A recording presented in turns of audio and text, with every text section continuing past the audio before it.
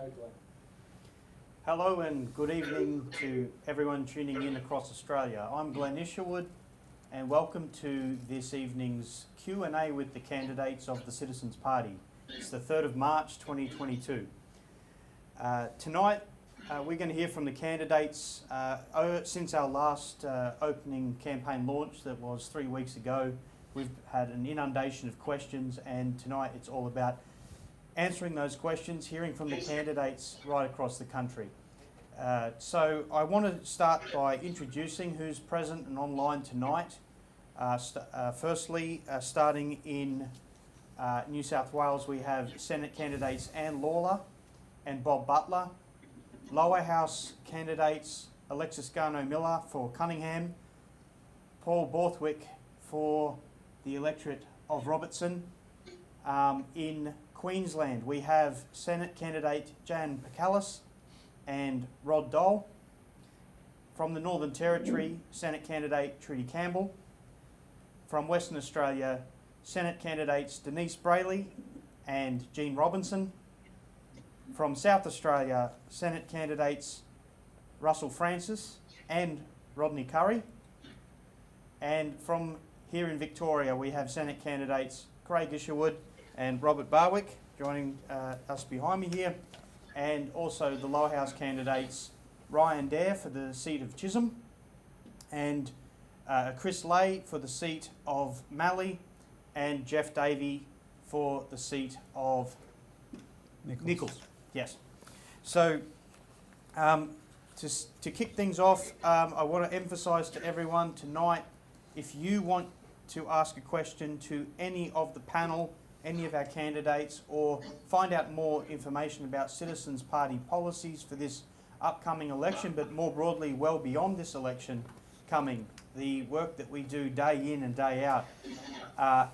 The email address to send your questions tonight is ask@citizensparty.org.au. Again, that is ask@citizensparty.org.au. That's up on screen. And I also encourage everyone to jump onto our website, where you'll see a policy page section for the election 2022. For those wondering, the federal government has to declare an election on or before the 21st of May 2022. So these next months are going to be quite lively in the debate. And looking around the world, right now there is absolute chaos, and there is a huge amount of confusion, disinformation, and to address that tonight, I want to invite Robert Barwick, Senate candidate for Victoria, to come up and say a few opening remarks to situate what we're campaigning on, the flagship points, and we will address your questions tonight. So send them in, and I've got a big list here to get underway straight after Robbie has finished saying a few words. Thanks, Robbie. The audio okay? Thanks, Glenn. And thanks to all the viewers for tuning in, and thanks to the candidates for joining us. We're going to discuss the Citizens Party's flagship policy tonight, which is our Postal Bank, and we're going to take questions. But I just wanted to acknowledge the fact that as we have this discussion, there's a war going on in the world, and it's occupying all the headlines. Now, the Citizens Party has a lot to say about this. We have extensive coverage in our Australian Alert Service and on our Citizens Report weekly YouTube show, and we'll take some questions on it later. But our perspective has always been that we need to look for a foundation for lasting peace.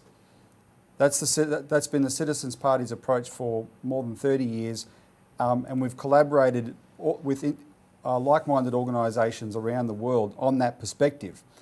We believe the foundation for lasting peace comes through economic development. That's why the Citizens Party focuses on economic solutions, such as the policy I'm going to elaborate on now for a postal bank. Because unless you get the foundation laid, you cannot, in many of these conflicts, hope to unravel what's actually going on if the economic driver for tension is always there. There's a long history of that, so I'm actually not going to get into that, except unless it comes up in the questions, and I think it will. But I just wanted to give people a sense of how we have a policy in the Postal Bank that shows you problems can be solved. Economic problems can be solved, and when you understand that, then you can understand many other problems can be solved as well. And I think we live in a world where people have given up on the idea that problems can be solved, and we shouldn't do that. We should look for the solutions to the problems, and when we see those solutions, we should fight very hard to implement them. So let's make this a positive discussion about why the Citizens Party is pushing for a postal bank as the first among our 15 fighting platform policies. I just want to say before I elaborate, this policy is one we can win, regardless of how the Citizens Party does in this federal election. Because in the work we've done so far in promoting this policy, it is hugely popular, including among people who know about it, including among pretty much every political party in Australia, including the major ones. The difference between them and us is they won't lead on a policy like this. They're trapped in their own dynamic with their own vested interests. But I know from direct engagement with them that there's a lot of support, cross-party support for this idea. And if the public can rally behind it, this is a policy that can be achieved, like I said, regardless of how well the Citizens Party does in this election. We want the major parties to steal this policy because it will do so much positive good for Australia. A postal bank is a specific problem. Sorry, I misread that. A postal bank is a specific solution to an urgent problem. And the problem is getting a lot more media coverage at the moment. And that is, in the last few years, the banks have been shutting down branches in regional Australia like crazy and ripping out ATMs. And that has enormous consequences for regional communities who are left without financial services, and therefore they have to go further afield to get financial services, which everybody needs financial services. There is no utopia we live in which you don't need financial services. And when that happens to a town, to a local community, the public who no longer have a local bank or a local ATM and have to go further afield, they take their commerce with them. Instead of going to their local bank and then going to the local coffee shop or going to the local milk bar or going to the local general store for their needs, if they've got to go to the next major town, then they'll go to the bigger store and they'll go to the bigger shopping centre, etc. And that's how towns across Australia have withered and died. This issue is getting a lot of attention right now around the country. Thanks to some of the work we have done on this over the last 18 months, the National Party last year decided to try and take some initiative back off the Citizens Party and establish a regional banking task force to look at this issue. That regional banking task force has attracted a lot of media attention, and in fact it's been quite striking this year how much coverage it's received. It's also attracted a lot of criticism because stakeholders in this debate, like the Finance Sector Union, which loses members when bank branches get shut down, the Shooters and Fishers Party is another party that is pretty much almost exclusively representative of regional Australia. They get very cynical at when major parties address an issue or act like they're addressing an issue just before an election, because it tells them, hang on, this is window dressing. Is this genuine? Now, I prefer to look on the bright side and think, okay, it's better being addressed than not addressed, but of course there is always that degree of scepticism. What is the real intention of the major parties here? But at least it's brought a lot of attention to this issue. It's been covered in the nightly news on Channel 9 and Channel 7 earlier in January. It received extensive coverage in Melbourne's Herald Sun and the Herald and Weekly Times this week. So people know this is a problem and it must be addressed. The problem is the Regional Banking Task Force is talking about the problem, but these major party politicians are loath to put up solutions. They won't even require the banks to abide by some form of a social contract whereby, because the banks enjoy a special status in Australia, they should have a service obligation, and the major parties are even reluctant to impose that upon them. We do have a solution, and that is our solution for a postal bank. Just before I go on, I want to acknowledge the work on regional banking closures of the independent journalist Dale Webster. And the Citizens Party is working with Dale Webster to compile accurate figures of what's going on in this area. Because the bank regulator, the Australian Prudential Regulation Authority, is required to record the numbers of bank branches around Australia, and they don't. They fudge the figures because they're involved in protecting the banks in this regard. So we have put out the word to everybody watching this, to everybody around Australia who hears about this issue. If you know banks that have shut down in your area, and when they did, let us know. And we will help compile accurate figures so that we can also target our campaigns in those areas, because those are the areas that need to rally behind this policy of a people's bank especially. The whole country needs to, but those especially do. Okay, so that's the specific problem that it addresses. But there's a bigger problem that this is a general solution to, and that is the power in Australia of the big four banking oligopoly, which effectively, because they virtually admitted at the Banking Royal Commission that they're a cartel in their own language, effectively it's more than an oligopoly, it's a monopoly.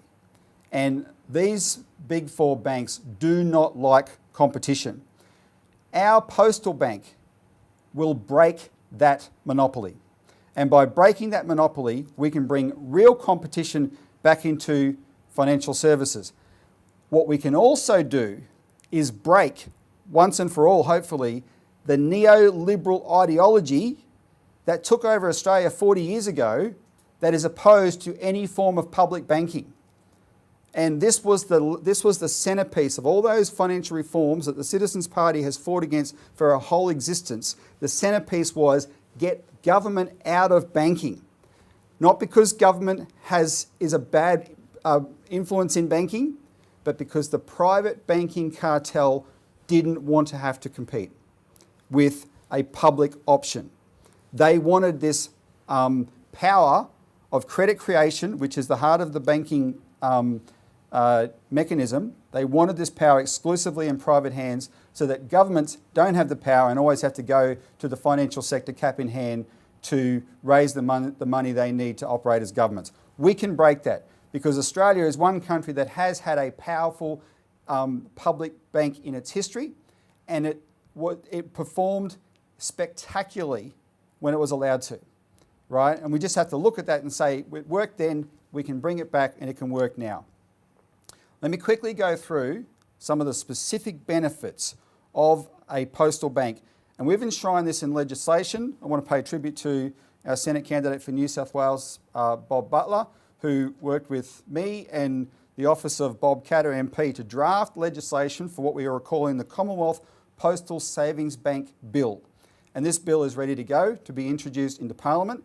And as part of the campaign, we have to build support for this bill specifically. It's ready to go. We could have a postal bank very soon. We could have it this year in Australia if we can rally enough support for it. So what will our bill do? What will the bank that the bill creates do? It will guarantee financial services for all. And by all, I mean all communities. The communities that are being abandoned by the private banks right now. For all individuals. Everyone has a right to financial services, face-to-face financial services, and for all businesses. And specifically, that is inclusive of a terrible practice that's becoming more common now called debanking, where the private banks decide unilaterally that they don't like a type of business, and they'll say to that business owner, we're not doing business with you anymore. And there's a number of examples where businesses that are in an area of the economy that the banks regard as competition, and they can include cash remittance companies, gold and silver bullion dealers, cryptocurrency dealers. Those types of businesses don't just find themselves debanked by one bank, they get debanked by all banks because all the banks operate as a cartel in this area. And if they're lawful businesses in Australia, that is not right. And a public bank would not be allowed to discriminate in that way, right? So that's the first thing that the postal bank will do, guarantee services for all. It will guarantee your savings that you deposit in the bank. And specifically, it'll do that because it's owned by the government. It doesn't have to have a special legislation to guarantee it. When you put your money in the bank, your money is safe unless that bank goes broke. When the government of the day owns the bank cannot go broke because the government would have to go broke. And that is such an extreme circumstance. I mean, you know, we're not a banana republic quite yet. You will have as good a guarantee for your savings as has ever existed. And that will give people a safe haven from such policies as the Citizens Party has exposed, like bail-in, where post the global financial crisis, the financial powers that be around the world decided it would be a good idea that in future financial crises, instead of taxpayers bailing out failing banks, that the depositors and other unsecured creditors of those banks should be required to lose their money through confiscation called bail-in to keep those banks propped up. That is not fair. The depositors are innocent players in the kinds of shenanigans banks get up to that get them into trouble in the first place, and they should not be the people who bear the losses of that. This is a terrible policy. Our bank will protect people against it. The Post Office Bank will make the Post Office, Australia Post, our postal service, viable, as well as in Australia, the unique model where we have 2,850 small business licensed post offices who run the post office as a small business. It will make them viable as well. And I have to pay tribute here to, of course, the former CEO of Australia Post, Christine Holgate, who showed Australia how this could be done, because she took over that institution when the post offices were not viable, when the licensed post offices were not viable, and she saw that the first way to make them viable was reform the banking services they provided, called Bank at Post, and get them more income from that. And it was an excellent thing she did. The only weakness is it's at the mercy of the private banks being prepared to pay properly for post offices serving their customers. And as soon as Christine Holgate was awfully removed by Scott Morrison in 2020, the banks immediately started playing hardball and cut in half the amount of money they're prepared to pay that. And they did that already. And in the future, there's nothing stopping them from just withdrawing from the service entirely and deciding they don't care about customers in regional Australia. If Australia Post was its own bank, the post offices would not need that relationship with the private banks. Their viability would be established for all time. And Christine Holgate saw this before she took over as CEO of Australia Post. She went around the world and did her due diligence, and she saw that the successful postal operations around the world, and the ones she cites are in France, in Switzerland and in India, were the ones that combined postal services with banking services. Right? We can establish that as a permanent arrangement to kill two birds with one stone in a positive sense. The Postal Bank will ensure cash availability and support the cash payment system. And this is incredibly important. And it's almost like not a day goes by in Australia now where you do not see a live, real-life, physical example of why we should never, ever, ever get rid of cash, ever. Even if we are the Jetsons in 22,000 BC AD. You need to have a payment option independent of technology. And 2 days ago, Tasmania lost its power when the fibre optic cable collapsed and nobody could transact. Everyone's trying to wave their cards and their phones, etc., and it's not working because the internet's down. And I don't know how the people up in the floods in northern New South Wales and Queensland, southern Queensland are faring, but it's the same kind of problem. You had this problem in the bushfires in 2019. The technology will fail. It's great, most of the time it doesn't, but it will fail. And when it fails, you have to have cash. And right now, if you're a television watcher, you may have noticed Telstra is running a very, very, very dishonest ad showing two young girls at a fair going around to all the food trucks, and all of them want to take cash and only one food truck has the card option. Whereas if you've been living in the real world, you know that exists the opposite. Everyone is using the card option and there's only a few people taking cash. And this is a change to our transacting culture that the banks have pushed for their benefit. It is not something that the Postal Bank would have an interest in helping the banks profit more by trapping people in them, forcing them to transact electronically. It will support the cash payment system, and it will do it in perpetuity. And I would envisage Australia Post would have its own branded ATMs for that matter. The Postal Bank will lend to local small businesses, and it will invest in local areas. This is incredibly important because most of even if you live in a local area, a local regional community, and you have a bank, and you have your deposit in your local bank, and you're still lucky to have enough to have a branch there, that deposit becomes the basis of lending decisions that are made in Sydney and Melbourne and are invariably fueling the property markets in Sydney and Melbourne. And you do not get the benefit of the credit flowing back into your area from your deposits. We need to get back to local banking practices, especially the lending and investment side of those practices. That's what the priority of the Postal Bank will be. On a larger sense, the Postal Bank will also invest in Australia's economic development. We have written into the legislation that surplus deposits should be invested in a national development bank so they can be used for Australia's economic development. So you can know that your money, while it's safe in the bank, is also helping the economic development of Australia, build infrastructure, etc. The model for that is Japan Post. Japan Post is one of the biggest banks in the world. It is the centre of Japan's post-war economic miracle. Interestingly, it doesn't make loans to consumers. It only makes loans to, it takes in all these deposits from consumers and it makes loans to Japan's development banks, of which Japan's got multiple development banks, that have been the basis of Japan's post-war industrial engine. We can have something like that model in Australia because we do need a development bank that can invest in infrastructure, invest in industries, etc.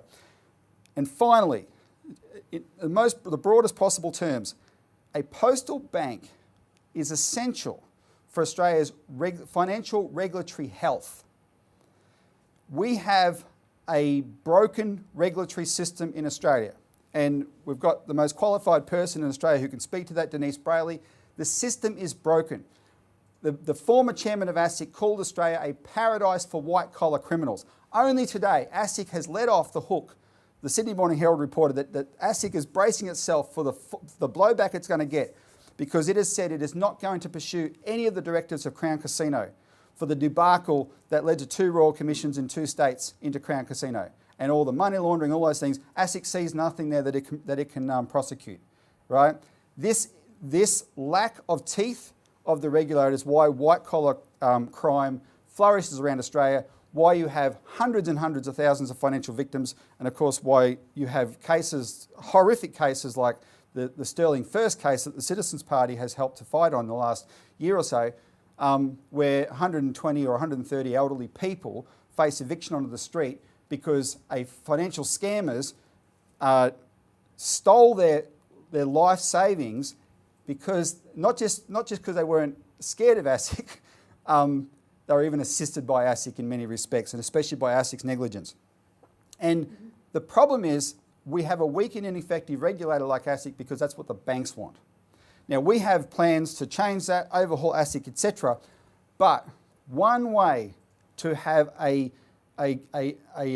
organic guarantee of regulatory health is have a public banking option that forces the private banks to compete on all fronts and lift their game. So that if the private banks insist on just ripping off anybody they like, exploiting Australians to increase their profits, more and more Australians will run into the arms of the public banking option, which only exists to provide a service. There will be it will make a profit, but that will not be its motive, right? And that's a powerful guarantee of regulatory health that Australia needs, and that's a very important reason for it. So those are the benefits. What I would say to the listener and to the wider audience around Australia, I'm sure you see the benefit in this bank. Join the campaign for it. Do not just vote for it. Yes, vote for the Citizens Party, but this is a bigger campaign than this election. Our election will be built around this campaign. Share the idea with your local council. If you live in one of these many, many areas around Australia where you're losing your bank branches, especially prioritise your area. Take it to the local community leadership and say, we must publicly endorse this model. We must endorse this bill, right? That's how we'll build support for it that forces one or more of the major parties to try and take this policy office and gets this legislated in Australia this year. So that's the main policy I'm going to talk to. There's 14 other points in the fighting platform that people can read on our website, and I'm sure people have. We'll take questions on this and anything else you want to talk about, but just understand, I hope I've conveyed, there's a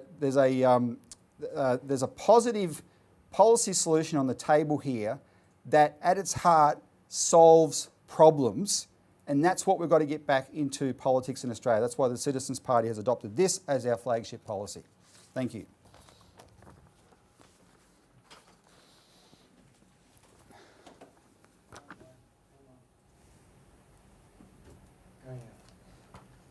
Thank you, Robbie. And for those who would like to share that introduction to our campaign, it will be available. This video will be available to share online via YouTube, via our website. So that's a very good summation of the flagship policy that we stand for in this campaign, in this election, but beyond the votes, whenever polling day is.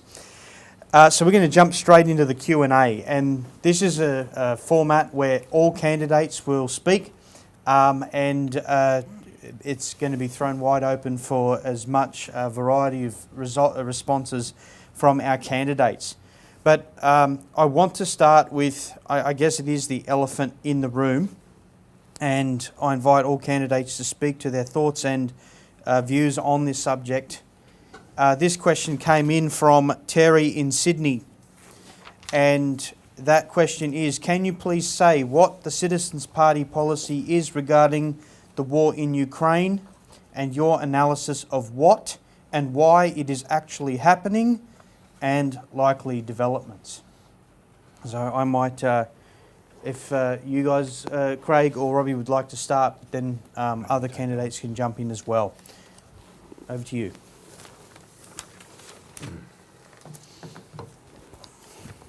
It is the elephant in the room.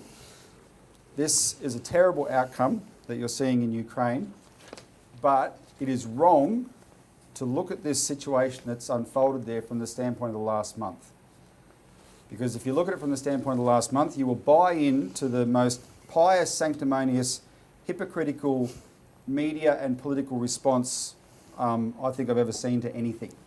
Because as an Australian, I will not sit. I understand how awful the situation is, and I'm also speaking for our party because we were very involved in fighting against this eventuality. And I understand why, given the coverage, people may find themselves really angry and hating someone like the president of Russia. But what I do not understand and will never accept is people who are trying to convince me that somehow this action in Ukraine is worse than what we did to the country of Iraq. Russia has said its security depends on it changing the political situation in Ukraine. We claim the same excuse to destroy the nation of Iraq and kill 1 million people. Were we kicked out of any Olympic Games? Did we have any sanctions put on us at all? Was there any punishment for us as nations for what we did? Today I shared on Twitter, had to find at the 2004 White House Correspondents' Dinner, where George W. Bush stood at the podium and made jokes about the fact he couldn't find weapons of mass destruction. And all those correspondents, many of whom are still on American television now, casting judgment on Russia, laughed uproariously at those jokes. So far, war is hell. You do not want something like this to eventuate.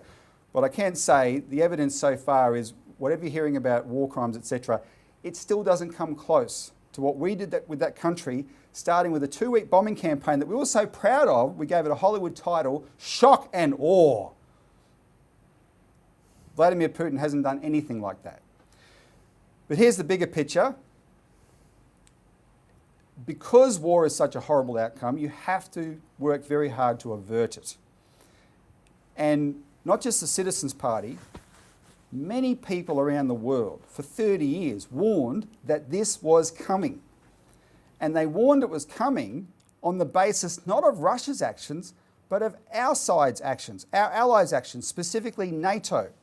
And just this last week, we dug up the speech that the former Prime Minister of Australia, Paul Keating, made in 1997, 1 year after he left office, where he warned ardently against the eastward expansion of NATO. He said this would end in a disaster. This would be as big a disaster as the treatment of Germany after World War I, which of course led to World War II. That's what he warned in 1997. If he could have the foresight to warn that 25 years ago, you do not look at that warning and the subsequent warnings that were made by many, many eminent people all around the world ever since, including, most significantly, top American strategists, top American experts, 2 former US ambassadors to the Soviet Union, George Kennan in the 50s and Jack Matlock, the last US ambassador to the Soviet Union, in the 1990s, both warned we should not be expanding NATO. This will end in disaster. Malcolm Fraser, the former Prime Minister, warned we should not be expanding NATO. This will end in disaster. Henry Kissinger, in 2014, warned NATO should never join, Ukraine should never join NATO. This will end in a disaster. And in December last year, the Russians said to NATO and the United States, here's a document each. These are our demands. This is the last line. This is the red line. If you keep expanding NATO, if you insist, if you do not guarantee us that Ukraine will never join NATO, all bets are off. And given that there was 30 years of warnings by the Russians and by people around the world who understood their point, you do not get to the point where Russia does throw a punch and say, see, they're the lawbreaker. No, we bear the responsibility more. Vladimir Putin is responsible for Russia's actions, what he's doing right now, but it is undeniable the responsibility the West bears in this. And without dwelling on it too much, because there's lots of things you can say, the heart of this lies in the fact why the United States, the United Kingdom and NATO expanded in that period. But by the time the Soviet Union collapsed, America had no threat anywhere in the world. There was nothing to threaten the United States, nothing.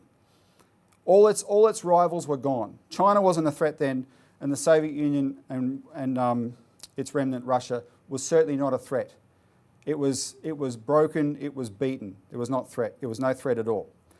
There was an opportunity then that our international association advocated for the world to change the rules of the game, change the approach.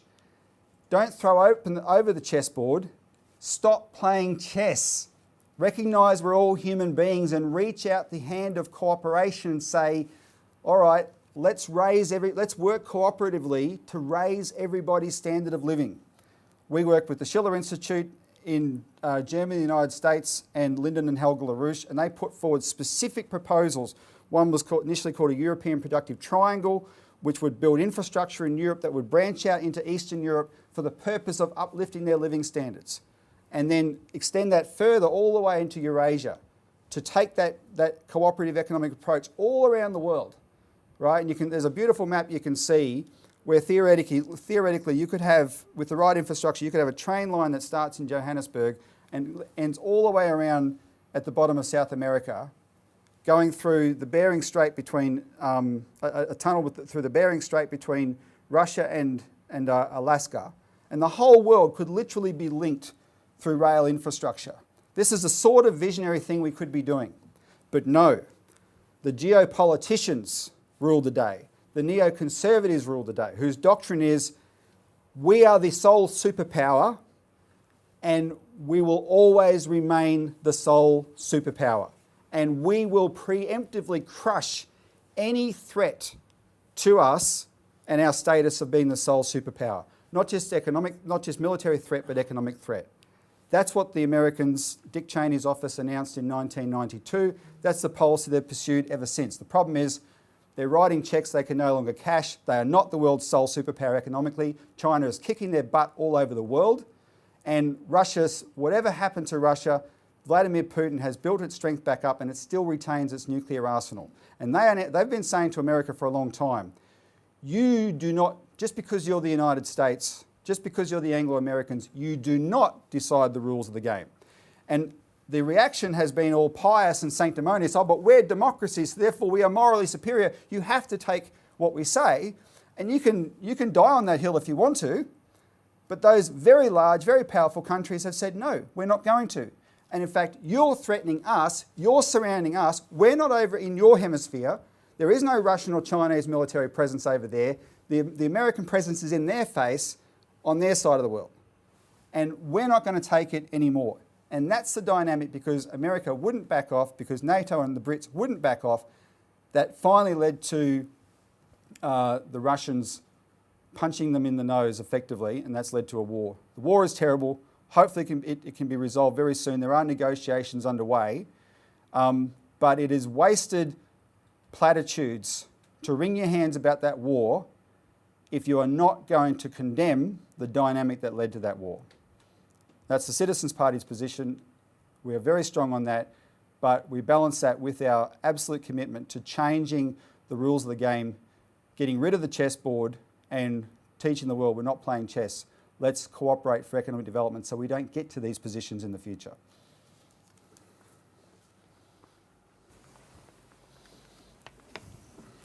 Yeah, thanks, Robbie. I want to take a few minutes just to elaborate some of the foreign policy of the Citizens Party, which is effectively peace on earth, goodwill towards all men. In 2015, we had a conference on that, and we produced this magnificent pamphlet, and where all the conference panels were transcribed. At that conference, we had a friend of ours in Ukraine, Dr. Natalia Radchenko. She's the leader of the Progressive Socialist Party of Ukraine. Right now, she's held up a couple of miles or a couple of kilometres outside Ukraine, outside Kiev, in order to, avoid the potential dangers of what's in Kiev itself. 2 years before that, in 2013, I was in Germany at a Schiller Institute conference where Natalia and other members of our organisation, Gabrielle Pute and others, heard firsthand of the coup that was about the coup that was underway, which actually took place in 2014, to throw out the elected government at that point. That coup was done by neo-Nazis. What you saw in 2014 was fomented and enacted by neo-Nazis. And that's what President Putin's reacting to as well, because he knows very well that a lot of the opposition that he's facing comes from that same Banderite faction inside Ukraine, which was funded by the West. Victoria Nuland in 2014 bragged that the United States had spent $5 billion bringing these neo-Nazis to power. So that's the backdrop. You go back to 2014, go back to 2013, you start to see what President Putin has been trying to deal with and revolve the foreign minister and so forth, and they've been stonewalled every single time they have tried to bring about some sort of collaboration, some sort of peace. So this is, the war in Ukraine is a war of the West against Russia. Because as President Putin has said in his speech, they intend to destroy and remove the possibility for Russia to develop as a productive nation. In 2015, following this conference, because we had another guest at that conference, Professor Georgy Tolereya, who is the head of the BRICS Committee of Russia, he invited me to participate in the Civil BRICS Forum later that year in July of 2015 in Russia. So I went to Russia, to Moscow, and participated in the forum of the BRICS. Now, the BRICS, for those who don't know, is an alliance of countries, Brazil, Russia, India, China, and South Africa, that have come together on this concept of peace through economic development. And they represent a massive block of nations that are proposing real economic solutions. The collaboration has been enormous. This is not, we don't hear about this in the West. The Western media doesn't report the dozens upon dozens upon dozens of meetings that are going on between health ministers of these BRICS countries, foreign ministers, defence ministers, finance ministers, all of those different groupings within government are meeting constantly to discuss, well, how do we have a new financial architecture that isn't based upon the looting from the West? right? So it's not like President Putin and President Xi Jinping aren't aware of what they have to face. They've been preparing for this for a long time. And what you have now is two very, very big countries, both in population and geography, collaborating around these policies. And this has created the situation where the West is saying, well, our bankrupt policies are leading us to financial collapse. And you have this counterposition. Whoa. So I encourage people, our policy, as I said, peace through economic development, the development of what we call the world land bridge, which is the use of high technologies, high-speed rail, all the different technologies that are possible that we have today and we should have in Australia. We have no high-speed rail in this country, none at all. Yet, China has 20,000 plus kilometres and intends to have 35,000 in a few years' time. That's our policy.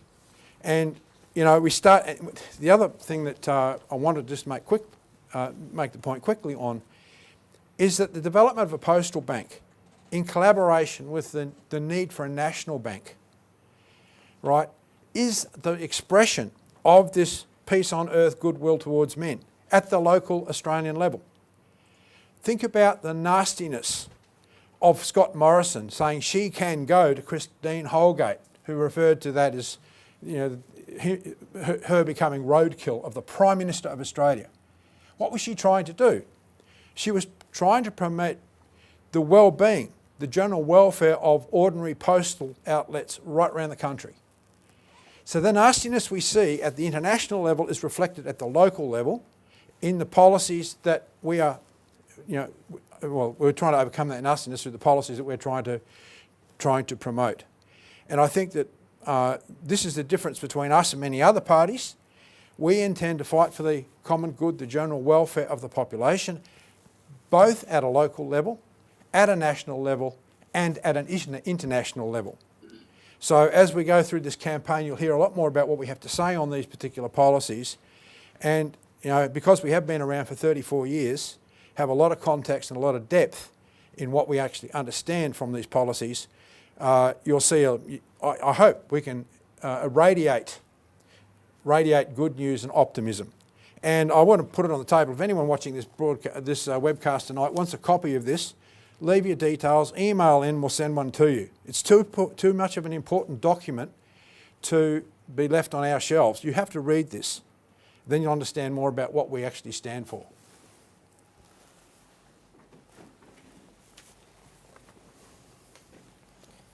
Thank you, Craig. Thank you, Robbie.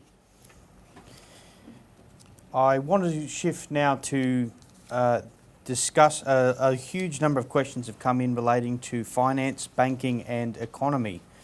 And I want to move to that now.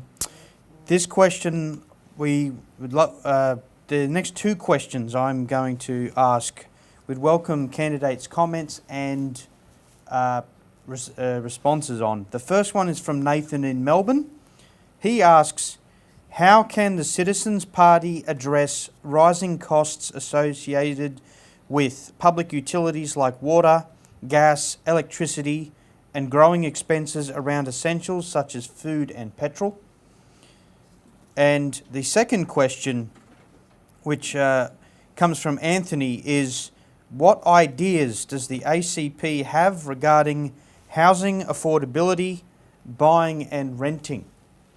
So we welcome candidates' comments and responses on that.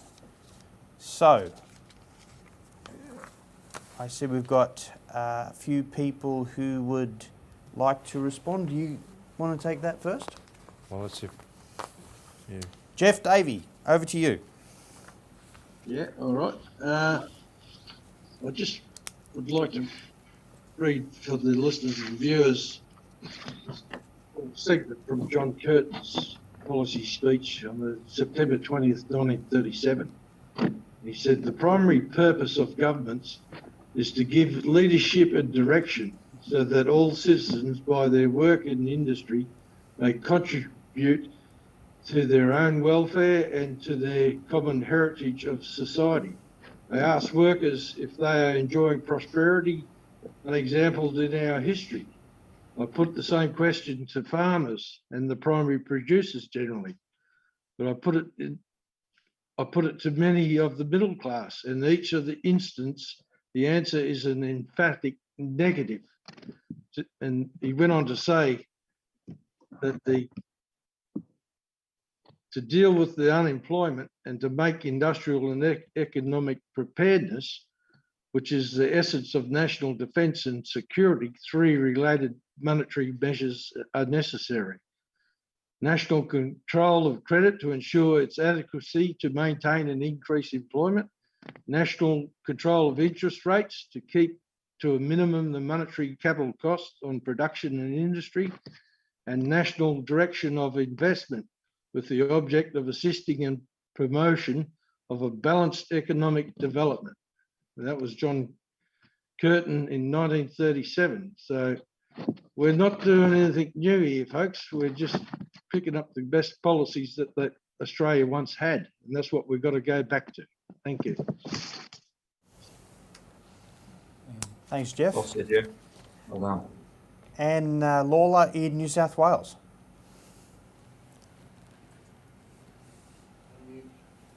And unmute yourself, Anne.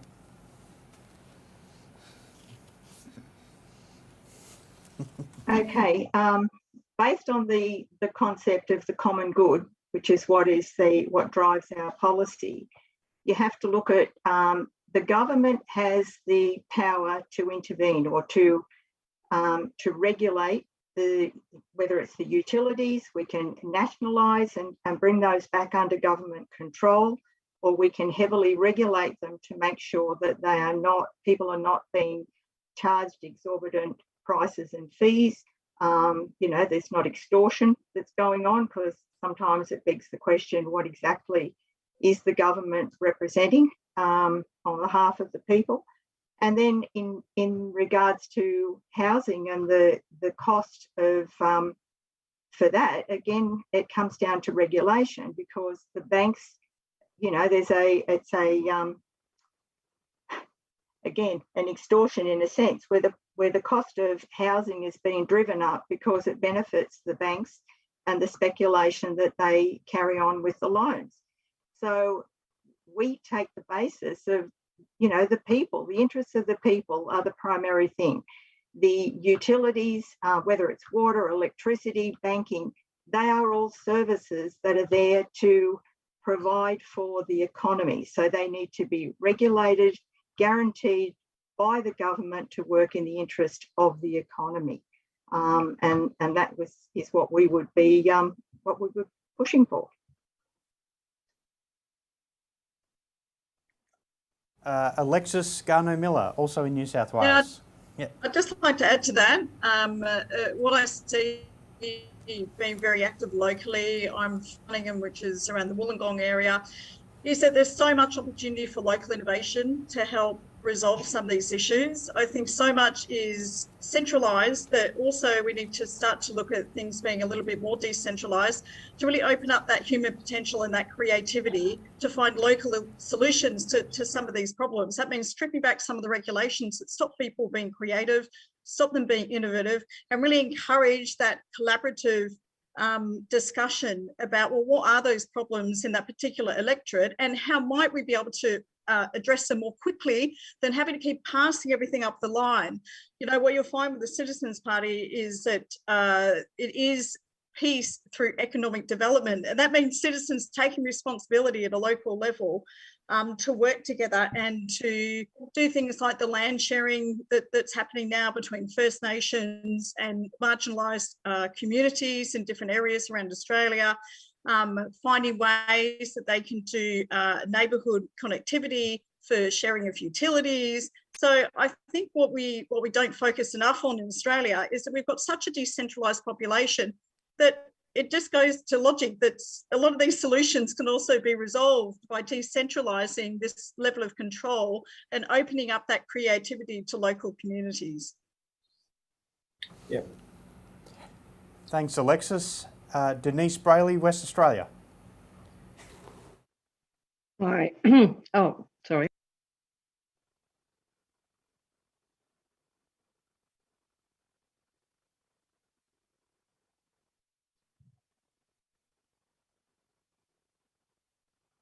Denise, you're You're muted. Oh, sorry. Okay, thanks. Can you hear me now? You can hear me. Sorry. The whole, a lot of the people that I've been speaking to over the best part about this party is that there's a lot of different ideas coming from people from educated backgrounds that have a variety of oversight and looking at different facets of why something is like it is. Where I'm coming from with the banking system and getting back to why are we trying in housing, why can't we afford to purchase? We know in the 50s, if you saved up a deposit over 8 years, you would be able to get a bank loan with 20% deposit by saving up that deposit within 8 years, and then get into a slipstream of a 20-year mortgage. I don't know if the rest of you remember that, but I certainly do. Now that is gone. And what's happened is the banks have been pumping up the property market with mortgages that they know will implode. And those mortgages are being on-sold and packaged into RMBS packages. In Australia, it's called residential mortgage-backed securities. In America, it's called MBS. But the point is, these are securitized packages where then other retirees are asked to invest in that package because it's so safe, because it's involved in property. Now, I raised this in the Parliament in 2009 and again in anywhere between there and 2014. So it's well documented in the Parliament and with documents attached and, of course, people's records with permission that I produced to the Parliament. So what we have now is a lot of people that are still coming back to me at times, one even yesterday, where they've got a mortgage, yet they didn't really understand they can never, ever pay their mortgage off, their 30-year loan. They don't know that. They bought a house, they've been paying payments. The payments were very reasonable at the time because they're only a low doc loan. Now they've got a multitude of names for this product, but they're still out there. And at one stage we had the evidence through several reports that there was 80% of our mortgage market was tied into these dreadful financial products. So until that's understood, there will be a lot more pain in that sector because we virtually pumped our property market up to blazes. There's no, it's reached a maximum stage where they're no longer sustainable unless these people are able to then refinance, which most of them cannot, especially with COVID has thrown a hole in that one, simply because they may not have the same income they had 3 years ago. So the other problem is where are, and I won't go into any detail on this, but you need to ask the question of your bank if you're in that situation, where is your title to your property? Well, the point is if it's securitized, it's in with the trustees, namely, I'll name them, perpetual trustees, permanent trustees, AET are the main offenders. They have those documents. So if you want your mortgage back, but you go to another bank and refinance with the other bank, you'll find if you go to that second bank, you're really uphill trying to get this particular title back if you've paid it off. They don't exactly explain how you go, but I know how to get it back in 8 weeks, and I guarantee the public I'll get it back in 8 weeks. But most people don't know how to do this.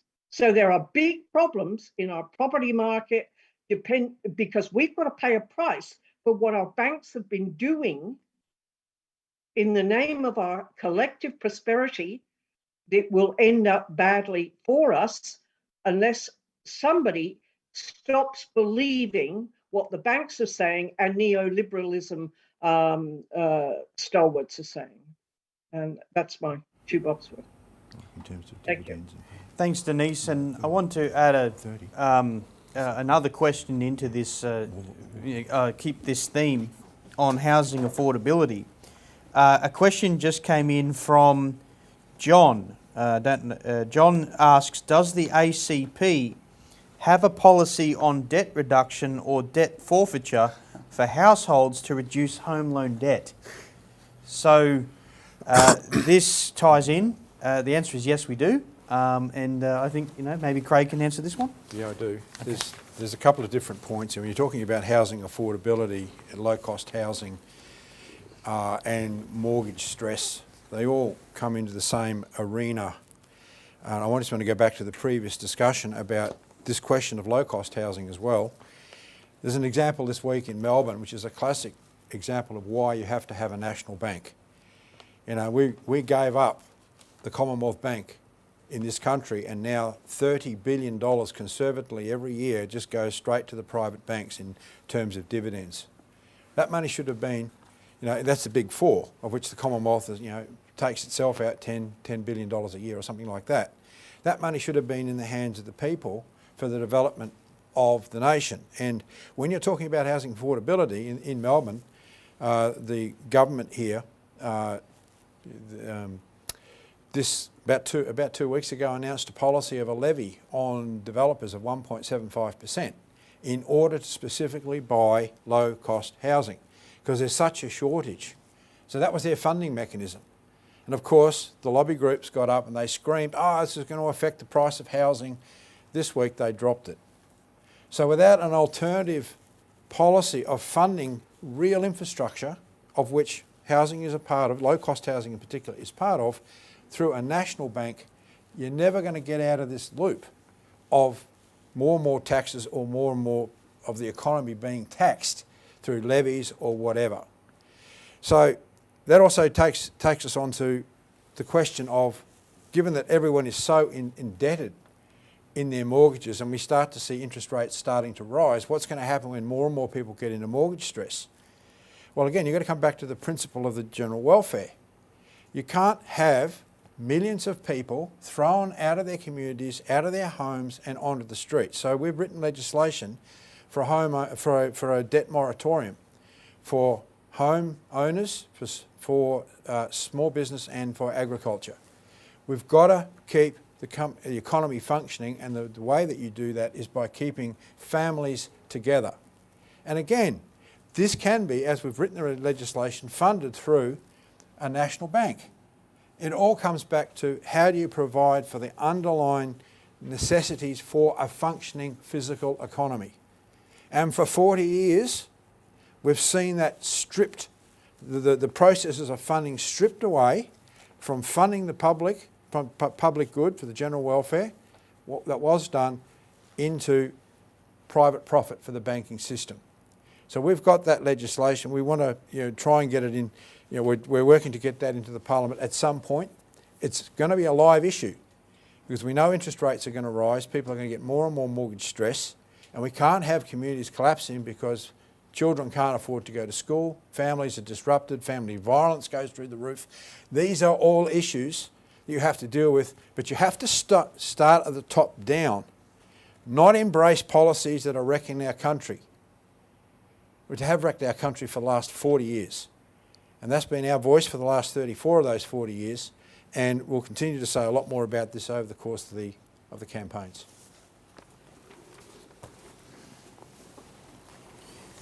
Thank you, Craig. I want to stick with this theme a little bit on banking and finance. This is a few quick questions. Ibis Man has asked, is the Labor Party in favour of bail-in? Now, I'm aware we haven't talked about bail-in yet, so this might be a quick answer, but I'll take it. Go ahead, Robbie. Yes. The reason we know is that the Labor Party was in government. Wayne Swan was the Treasurer when bail-in was cooked up at the G20, and the Labor Party endorsed it. And of course, in 2018, Valentine's Day, February 14, 2018, the St. Valentine's Day massacre of your savings. The reason the bill that contains this very small, in terms of number of words, or any other instruments, loophole, but a very big loophole because you can drive a truck through it, that is what puts your deposits at risk in Australia of a bail-in. that sailed through the Senate with only 8 senators present, and it passed on the voices, so they didn't have to ring the bells and call everyone in to vote on it, because the Labor Party supported it. And the problem there is the nub of the problem with the two major parties. There's plenty of decent individuals in the two major parties, but collectively, both parties are beholden to vested interests. And that is why, in my experience, even if you don't support the aims of the Citizens Party, you should vote for a minor party. The more minor parties that are in there, the more they force the major parties to concentrate on real things. They play they're usually the most outspoken, they play the best role. There's lots of issues, and one of them is banking, that, and funnily enough, the minor parties, the whole crossbench, are in broad agreement on reforming the banks, and they're the ones who will speak out in ways the major parties will not. Because the minor parties are not beholden to the same vested interest. Let me put it that way. And the biggest vested interest is the banks. So yes, unfortunately, Labor is in favour of it. What you need to do is use the election to put them on the spot and get them to commit to supporting One Nation Senator Malcolm Roberts' very short, very elegant amendment to that 2018 law to stop it being used for a bail-in. And that's in our fighting platform.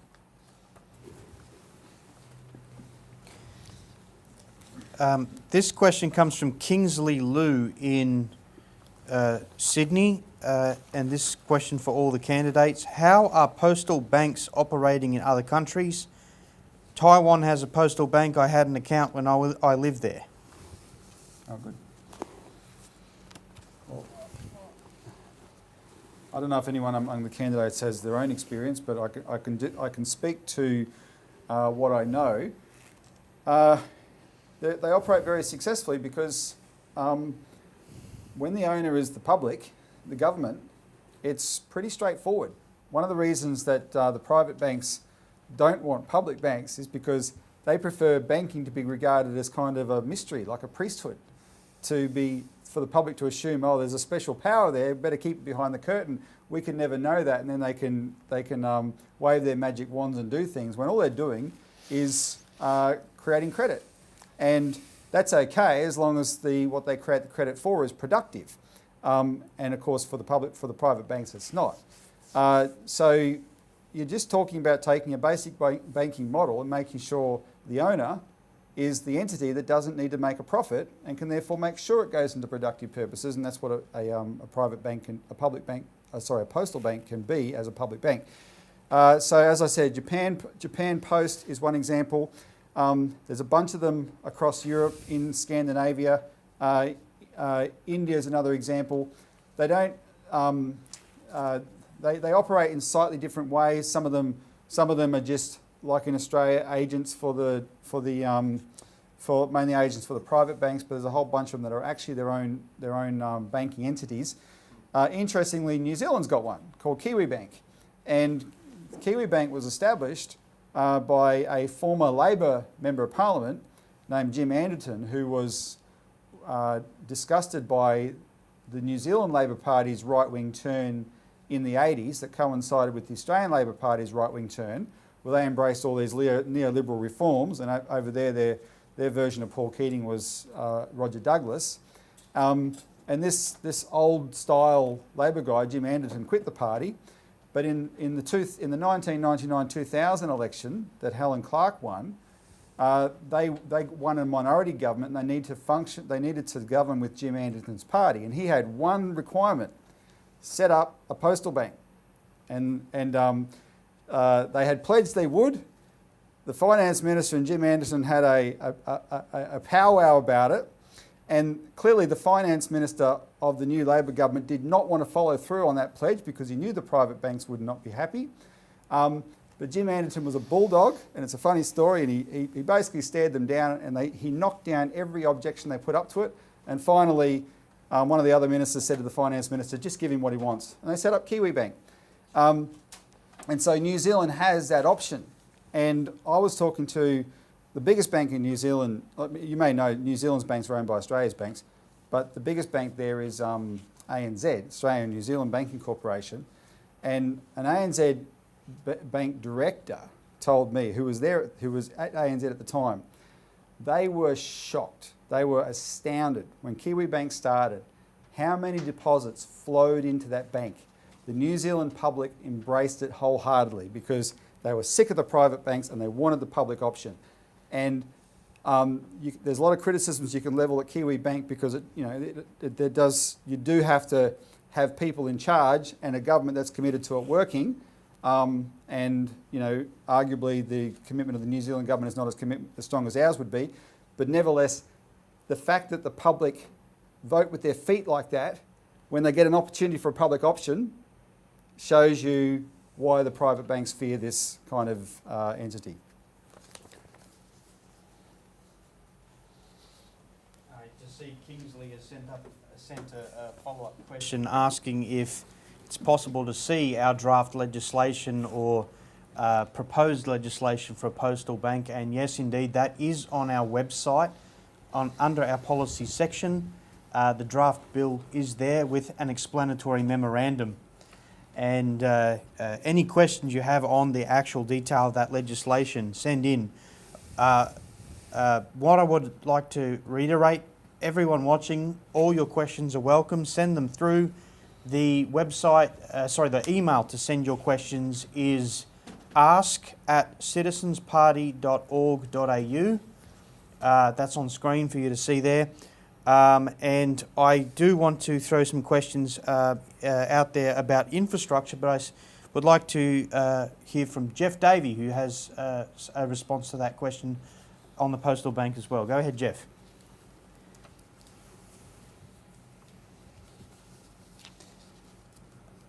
And just remember to unmute.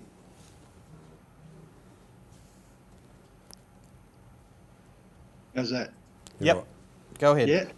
All right. I just want to clear up a pretty important point, actually. And it comes back to probably about 30 years ago when I helped organise a rally at Katunga with ex-Senator Paul McLean, the Westpac Bank letters man. And on that night, he explained the banking system pretty clearly to the audience there. And what it is banks don't lend out credit, they give out debt. And that is the difference between the American credit system and the British debt system. Now, I just want to read you a short little article, then I'll make a comment. After the defeat of the British at Yorktown in 1781, aide-de-camp to General George Washington, Alexander Hamilton, was the crucial intellectual author of the US Constitution. In 1776, at the age of 21, he was signatory to the Declaration of Independence and became America's first secretary to the Treasury on September the 11th, 1789. Hamilton wrote 5 reports to Congress. It was his second report on public credit and national bank on the December 14th, 1790. And it's a unique principle of using credit system based on national sovereignty to foster capital formation for technological progress, as opposed to the British tradition of monetarism. Only for brief periods in history, 1789 to 1801, 1823 to 1830, 1861 to 1869, 1897 to 1901, 1933 to 1944, when it was operating under the guidance of a credit system policy, has the US economy been properly conducted in accordance with the design of the Constitution. In all other periods of nation building was internally and externally attacked. The US policy was subverted by monetarism, and each mentioned period, the credit system of the US has been used as a means to break free from that control, expand and develop. It has been the success and the effectiveness of the US credit system that has made it the object of attack. Monetarism measures all value by capital and labour and gives to money a self-evident value. In a credit system, the measure of value is not capital or money, but the mental powers which increase the productive powers of labour, which in turn increases productive output, thereby increasing the value of goods, labour and capital. Productivity is therefore the measure of capital. With increases in productivity, the cost of production decreases and the value of currency increases. Monetarism views debts as a burden to be immediately dissolved and demands their payment in the present at whatever expense in the future. Now, China adopted that system. I'm not sure exactly how long ago it was, might be 15 years ago or something, and it's made it a powerhouse using the exact same system that goes back into the American history books. So, and that's what we have to go back to if we want to get out of this debt-ridden position that we're in right now. Thank you. Thank you, Jeff. And that is actually a good segue to this next question. It comes from Mitchell in Melbourne. I want to move on to point 2 of the program, which mentions, point 2 of our policy platform, which mentions visionary nation-building infrastructure. For those not aware, citizens' parties are big advocates of major infrastructure projects like the Bradfield Scheme water diversion system in North Queensland. We've got videos also promoting the visionary idea of Project Iron Boomerang, the 3,000 kilometre rail line from east to west across the north of Australia. This question that Mitchell asks, and I think I would love to hear from Bob Butler, who is an author of several pieces of our legislation on this one. He says, how would the Citizens Party initiate the Bradfield Scheme and the Iron Boomerang projects? Would federal legislation need to be passed, or would it come under the authorities established by a national bank?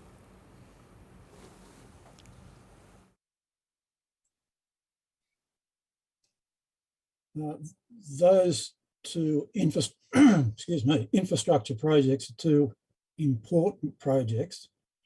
Bradfield Scheme was first mooted by Dr. John Bradfield in the 1930s to, in effect, move large volumes of water from the north of Australia, from Queensland, down to south of that area where there was a shortage of water, Western New South Wales, Central Australia, and increased productivity in those areas.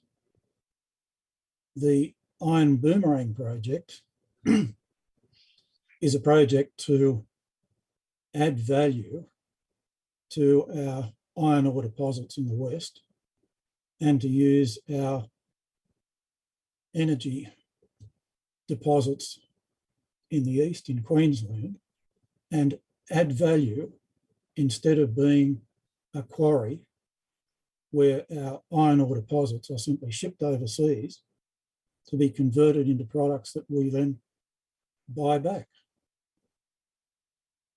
In advocating both of those projects, the issue that normally comes up is how do you fund it?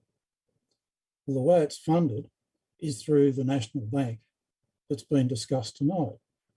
The National Bank can issue credit to enable both of those projects to proceed, and that is the method that was intended to be used in the construction of Australia's largest infrastructure project, which is the Snowy Mountain Scheme. Snowy Mountain Scheme was set up in the late 1940s by the Chifley Labor government, and the legislation that it passed to create it was designed to use national credit, which at the time was effectively being issued by the Commonwealth Bank. Commonwealth Bank acted effectively as a national bank during the Second World War to finance and fund the Second World War, and was then intended by the Chifley Labor government to finance reconstruction after the war. unfortunately, the Chifley Labor government was ousted by Menzies government in 1949. And instead of that method of funding, the Menzies government decided that infrastructure funding like that needed to be paid for out of yearly revenue. You didn't issue credit for it. In effect, you'd go cap in hand to the banks to borrow and need to service it. In the early 1950s, one of the old Labor MPs addressed this issue in Parliament. And what I'd like to do is read just a couple of lines from an address that he gave, which really summarises what this is about. He said, the Commonwealth exercises overall control of financial resources of the country. If a factory owner wishes to extend his factory, a farmer to erect a new farm building, or a worker to build a home, he does not do so from current income. He raises a loan and pledges his future to repay the capital so raised. Surely the same principle can be applied to national construction, particularly in relation to such important development works as the Snowy Mountains hydroelectric scheme, which is of paramount importance to Australia. Surely that scheme could be financed by national credit and the resources of the Commonwealth Bank without recourse to current revenue. And that, I think, summarises what would be involved in that sort of funding. In terms of legislation,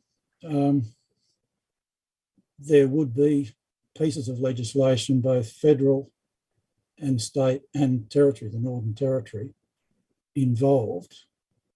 And this is probably not the time to go into any long treatise about that, but there are some problems with the Constitution in terms of the Commonwealth Bank legislating for infrastructure projects that extend beyond one state. It was one of the bones of contention by the late Lance Endersby in some of the projects that he proposed, in that there was endless disputes between the various states, which effectively prevented a lot of these projects that he advocated from coming to fruition. And that's one of the issues that will need to be addressed. Thank you, Bob. These two next questions relate to the same theme of infrastructure. From Shane in Western Australia, could you please advise where you stand on fracking in our country? And since fracking relates to energy policy and energy resources, there are two other questions. Alex asks, what is the ACP's policy on energy and power security for the nation, and how that impacts so-called climate change policy?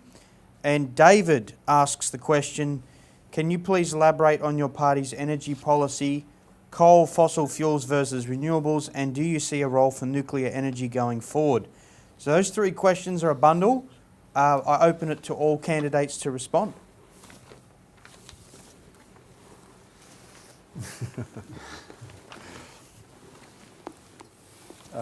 In short, starting backwards, yes, we do see a role for nuclear, and I think we should have quite a bit of vision on that, because like in every other area, nuclear is an area where we have the resources that we do not develop ourselves. And we've got so much in the way of uranium and thorium in this country.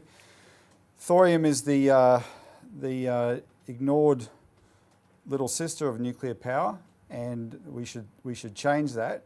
Unfortunately, it missed out. The very first nuclear reactor was a thorium one, but it doesn't adapt as well for weapons, and so it missed out on all that development of nuclear power in the 50s and 60s, which coincided with the Cold War and the arms race. So we want to get away from all that anyway. Let's let's develop the enormous potential that exists in thorium salt reactors, and Australia's got an abundance of it. And you can read the material on our website about all the benefits of that. Not least is the green question, the emissions question. It is emissions free. It ticks every box.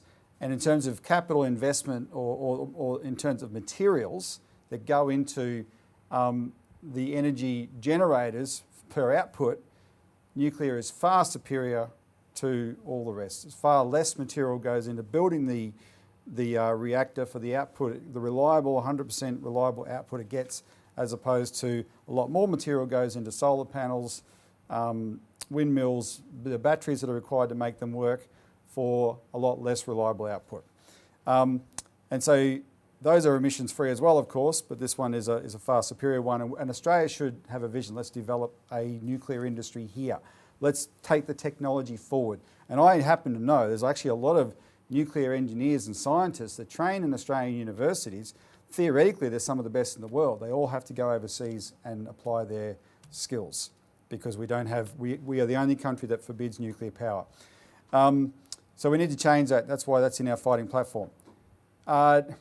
Look, if you have something, if you have a commitment to developing nuclear power, then that can supersede the fracking debate, because the fracking debate assumes that we need, we have all this abundance of gas, we need to get at it. Clearly there are problems with how we get at it, and those problems are not made up. Clearly the major parties are in the clutches of the resource lobby, among other lobbies. Banks first, but clearly the resource lobby is up there.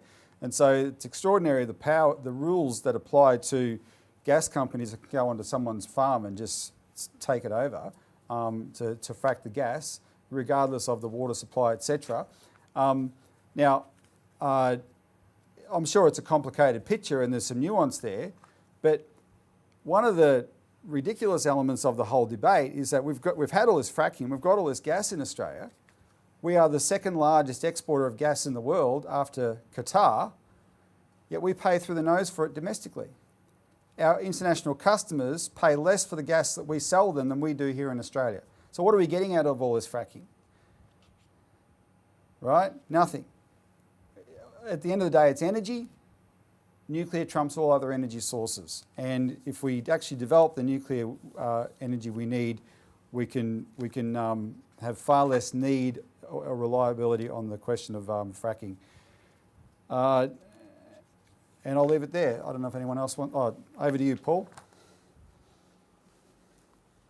I've only got one quick thing to say about fracking. I'm totally against it because it's just water. Its potential of endangering the water is terrible. The problem is Australia doesn't have a shortage of natural gas.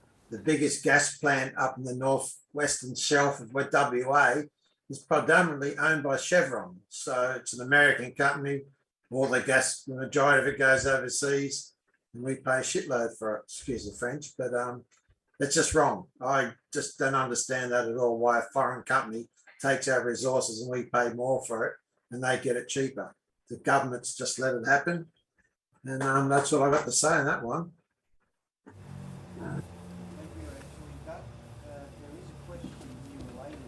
Oh, and a follow-up question came in from YouTube, and that was, and this is relating to the Bradfield scheme. Anthony asks, these schemes are fantastic, however, how do you push through the red, green and other coloured tape? I also wanted to highlight in the context of energy policy, this one that came from Harry. He asks, Chris Waller, a coal magnate, Queensland, has a contract with the USA to mine 900 million tonnes, I presume, per calendar month worth of coal. 9 million per calendar month worth of coal. Why do we allow them to clip the ticket? Because the Morrison government has caused our toxic relationship with China. Our coal plus more is then on-sold by USA to China. So, again, on the theme that Paul raised there of our resources and who is clipping our ticket? Yeah, what was the first red-green tape? Yeah, tape. Remind me of that one. Just on the red-green tape, let me point out the what colour are the banks? The neoliberalism came before the green tape. So we're in an era where there's been very little actual economic development in Australia, but the neoliberals stopped it first. So a lot's blamed on the greenies, and I'm happy to blame them as well. But what came in first was neoliberalism, and some of the things that the debates that Bob referenced there and Jeff was talking about. It was, suddenly we lost all our vision for the future. Oh, there's no money for these projects. And Australia stopped building them. We let that argument prevail. And then when there were a few holdouts, like in Tasmania, the Green movement formed around opposition to those holdouts. And so, for instance, you in the 80s, and you have to learn these lessons. In the 80s, you had the Green movement form around demonising two sources of power, hydroelectricity and nuclear. And we stopped building dams and we banned nuclear power.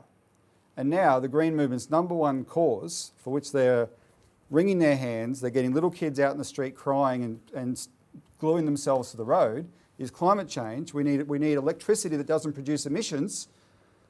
Well, there's two that they demonised, all right? And so I suspect that because that was done in the 80s, and we've had this 30 to 40 year period since then where we've had time to learn our lesson, there is more public awareness that, hang on, some of those arguments don't fly anymore. And the same is true for neoliberalism. That's why the arguments that we use to privatise Australia, privatise the Commonwealth Bank, get governments out of banking, bust trade unions, bring in national competition policy, slash tariffs, etc. They promised us in the 80s that this would be wonderful for us. And when we're coming along now and saying, look, it clearly wasn't, everyone says, yeah, we know. We don't have manufacturing anymore. We're paying through the nose for our utilities, etc. And we don't have to come up with fancy arguments to convince people. Experience has convinced them. For those reasons, I think red and green tape both have weakened. What it needs, though, is a political party to call it, because, again, on these fundamental issues, especially the majors, will not lead on it. They are stuck in an old paradigm. So we're going to come along and say, no, we need these policies, and if the public wants them, we'll be able to get over that red and green tape. Remind me of the second one? The second was regarding our loss of trade with China and... Oh yeah, of course. That's the term, cutting our lunch. Robert Gottliebsen made that point. Our Prime Minister, due to a special relationship that he had with the Trump White House, decided in April 2020 that it was his job as the leader of the country that makes the most money out of trade with China in the world per capita. It was his job to insult China in the most gratuitous terms in the name of self-righteously demanding an inquiry into the source of the coronavirus. But it wasn't that he, like if you were serious about this, this is what would work. If your genuine concern was how do we investigate the source so that we don't have it, so it doesn't happen again, you would call on the Chinese ambassador, you'd have a cup of tea or Mao Tai or whatever you choose to drink, you'd say, listen, what can we do to get an investigation of this? And he will say, well, my government is really, really concerned to find out what this is because we don't want Chinese people dying either. This is what we can do. And let's recruit other countries into this. No. That was not, they did not want an investigation. What they wanted was a fight, and they got one. So Scott Morrison burst out and said, we demand, a day after Trump said it, he said, we demand an investigation. We demand the right to send in investigators with the equivalent powers of UN weapons inspectors. Now, if you know what the overtones of that, you know that he was deliberately trying to poke China in the eye. And it worked. And China said, okay, you sell us $150 billion worth of goods every year.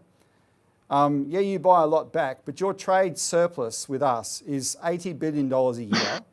Your trade deficit with your great United States partner is $30 billion. In other words, they're taking $30 billion out of your pocket every year.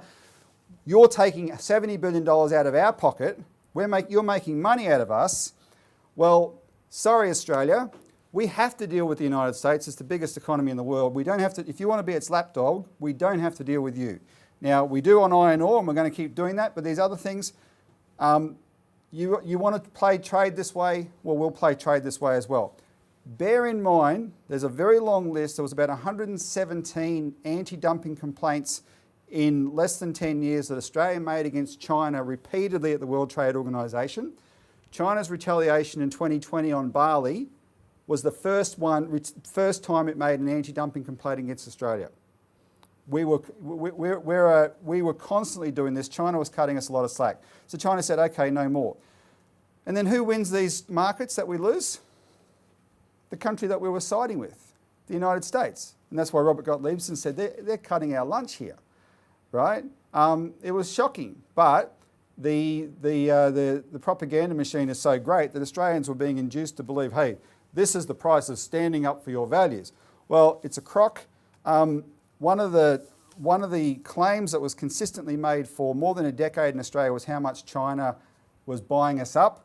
It was never ever true. The Citizens Party was putting out the official figures. China's foreign investment in Australia never got above $90 billion. The United States' foreign investment in Australia is almost $1 trillion. The United Kingdom's foreign investment in Australia is something like $700 billion. They're the ones who own us.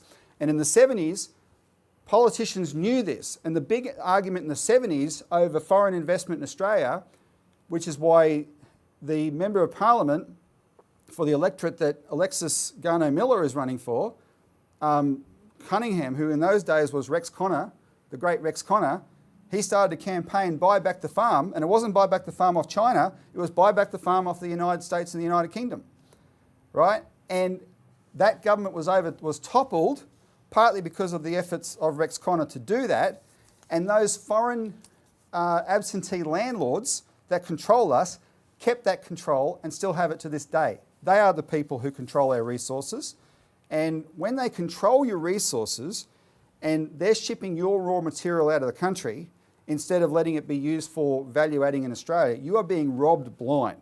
And I'll end on this, but these are figures. You can see other variations in these. People might be familiar with the difference. Australia is a country that produces lithium, but what we get for lithium by mining it and sending off the raw material is so small compared to what we would get for the lithium if we made it into batteries here, right? Well, another example was aluminium in the 70s when John Gorton was the Prime Minister. There was a cabinet document put to the cabinet in 1970 about what would happen if Australia actually value-added more aluminium here. And the documents showed figures, these are 1970s dollars, but the proportions are the same, that by exporting 1 million tonnes of bauxite in 1970 we earned $5 million. If we processed it once into alumina and exported that, we earned $27 million.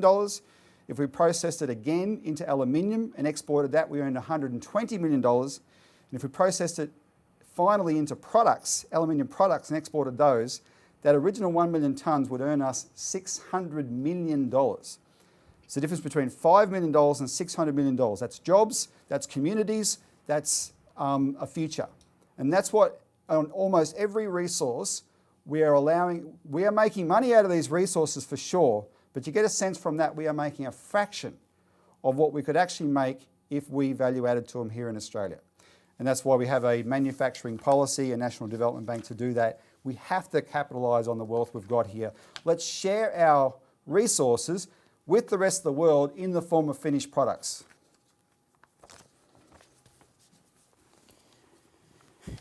This on this next question actually relates, Robbie, to that as well. This question came in during the earlier part of tonight. This question comes from, where are we? Hang on a second. Here we are. This question comes from Matthew, and he says, notwithstanding points 9 and 10 of your policy platform, which is point 9, no war with China, and point 10, an independent Australian foreign policy, He says, even if we re-evaluate and shift our current military alliances, we will still need a defence policy to protect our country, contribute to the facilitation of global trade, and provide a strong foundation for negotiations with foreign countries. Do you intend to expand on the current policy to something more substantive about Australia's defence and defence industry prior to the election? If not, what party milestone would be considered the trigger to expand the current policy?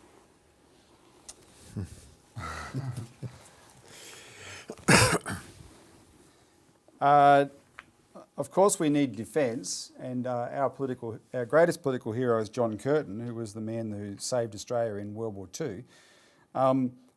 However, post-World War II was when we entered in this era that evolved so rapidly that in 1960, the outgoing President of the United States, Dwight Eisenhower, warned of the rise of the military-industrial complex. Because before then, when governments went to war, they actually tended to make the weapons themselves. They were an expense.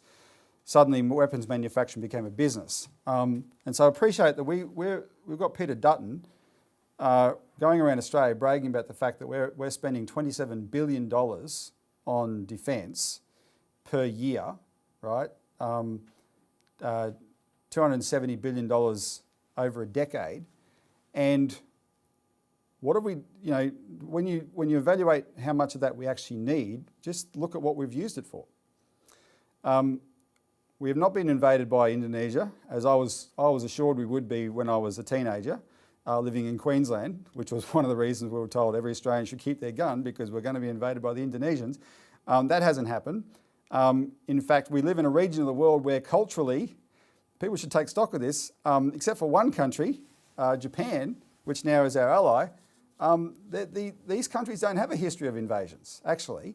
So, and we believe that if we took the approach I suggested at the beginning of stop playing chess, remove the chessboard, right, and look for ways to change the dynamic in the world, we could actually rely on this less and less. And it doesn't. You would always have defence, but I suspect our expectations of what it would cost would be greatly different if we could change the circumstances. So much of what is justified as defence is just a blank cheque to these weapons manufacturers. And if you saw the announcement out of Germany in response to the Russian invasion, suddenly the Germans are going to raise their defence budget from 40 billion marks to 100 billion marks. Now, where does that money actually go? It goes to Lockheed Martin, it goes to Boeing, it goes to Raytheon, it goes to Northrop Grumman. That's where it goes, right? Cha-ching, cha-ching, cha-ching. And the public has sold that. That's defence. And one of the more comical politicians in recent times, Christopher Pyne, finished his career as our Defence Industries Minister, and his great ambition for Australia was to become a big defence or weapons exporter. And to whom? Who are we going to export these weapons? Who needed our weapons? Well, to the same country that everyone else exports weapons to. He was open about this in the book he's just written. I just finished reading it. Saudi Arabia. Saudi Arabia buys weapons from the United States, the United Kingdom. Why can't they buy them from Australia as well? And the Saudis just park these things and hardly ever use them because there's actually no real need for them to. So it becomes, that part becomes a bit of a joke. I suspect the motivation for this question is the defence industries, because it is the only, in countries like Australia, the United States, Canada, etc., defence industry is the only actual real commitment to industry we've got left. The state of South Australia is very dependent on this. Well, let's bring the car industry back. Let's bring the industries back that, we will always have a defence industry. Let's bring the industries back, though, that are not about making weapons of war. There's so many more positive things we can do with those skills that we've got left.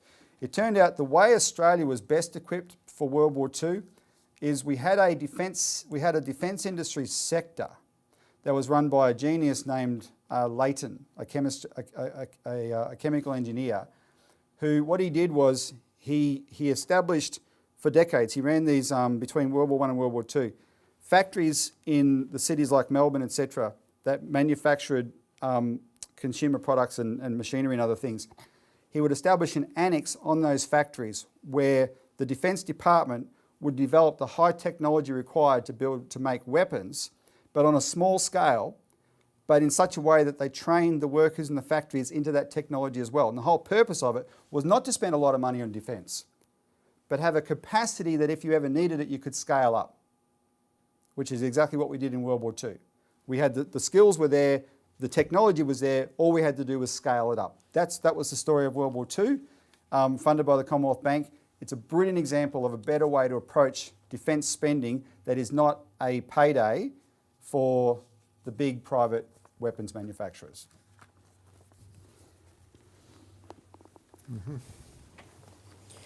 Thank you, Robbie. Now, this next question comes in and it relates to agricultural policy. So I'd love to hear from our candidates representing the regional rural areas. But this question comes from Graham in New South Wales.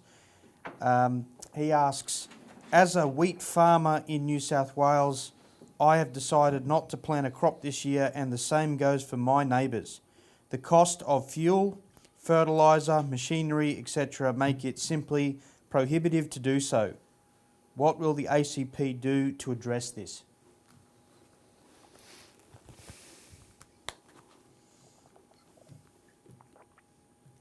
Throw to Jean or someone.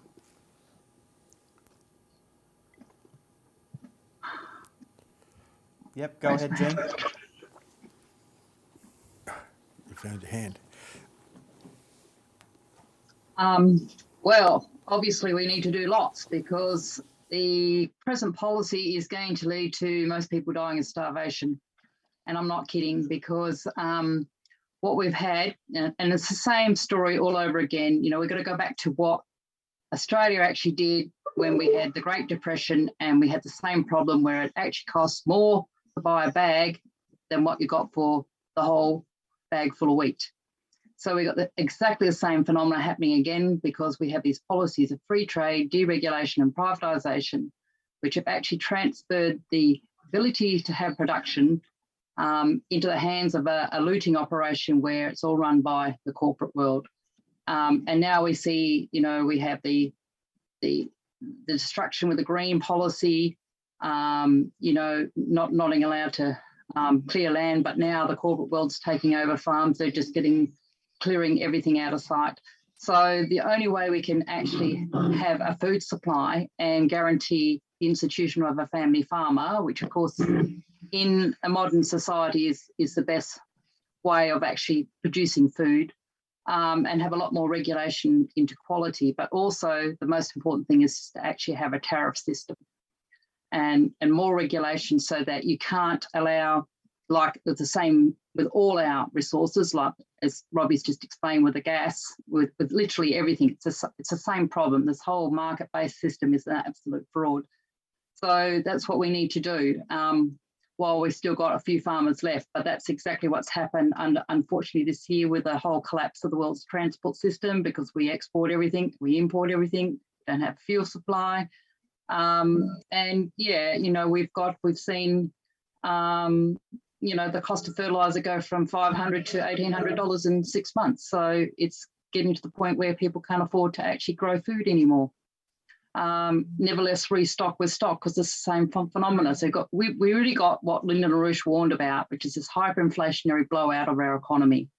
And the inflation is just going to go skyrocketing along with interest rates. And unless we have a complete change of the system, a debt moratorium for agriculture and family farmers and homeowners and small business, that's the only solution, and a credit system to rebuild everything.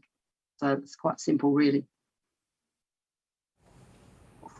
Thank you, Jean. Now, this next set of questions is relating to the last 2 years, the question on COVID-19, vaccines, vaccine mandates, and the pathway we're on those in these areas. First of all, this question comes from Victor He asks, if in power, would the Citizens Party have authorised the vaccine being developed at Flinders University in Adelaide? Given this type of vaccine, a recombinant, has proven effective in several countries worldwide since the start of the pandemic. There's also a question that came in from, let me find it, here we are. This question is from unnamed. Is there an ACP stance in relation to vaccine mandates? Also, there appears to be major censorship in progress that overthrows individual rights to be heard. Maybe we'll take those two from all candidates. Welcome to answer, but maybe Craig, Robbie, if you want to start, or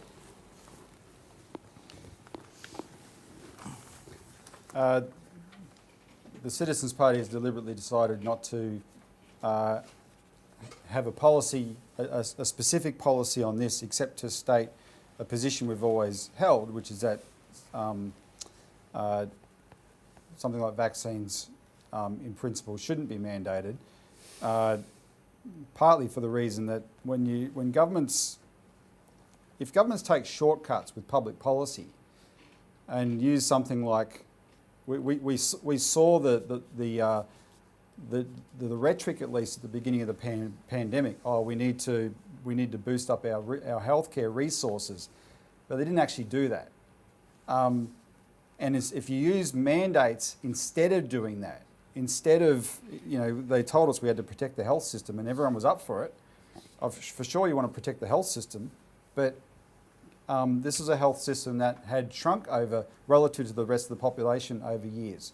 We should have used this pandemic as a wake-up call to expand the health system in an unprecedented way.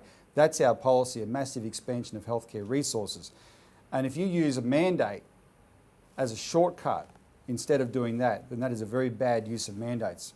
It's not that sometimes certain industry mandates may not be applicable, but the use of such things in those ways is very bad.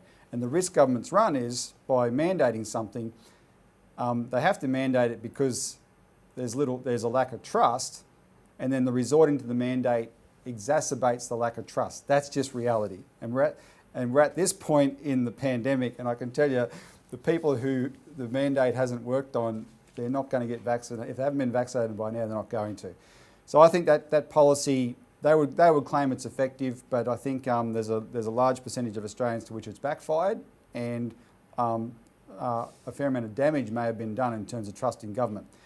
And that brings us to the first part of the question, which of course, we did have these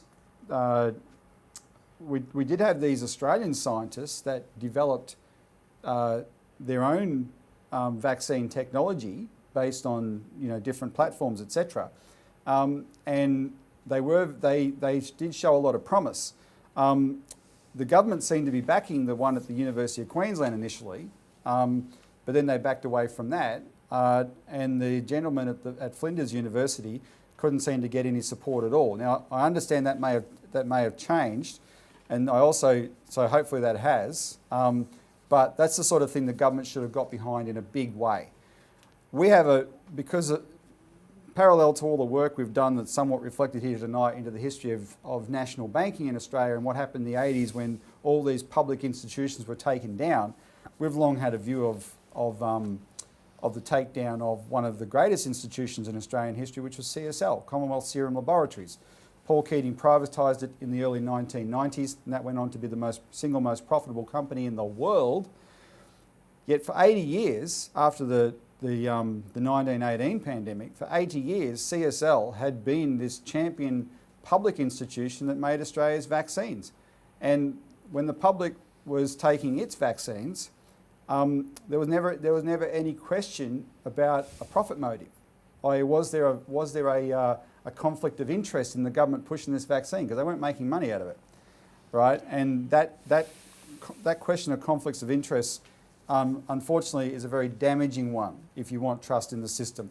The Citizens Party is cautious against denouncing all the institutions without having firm evidence, but one thing we can absolutely commit to is if we were in government, we would open the books on all the institutions in Australia, including the health system, and the question of conflicts of interest.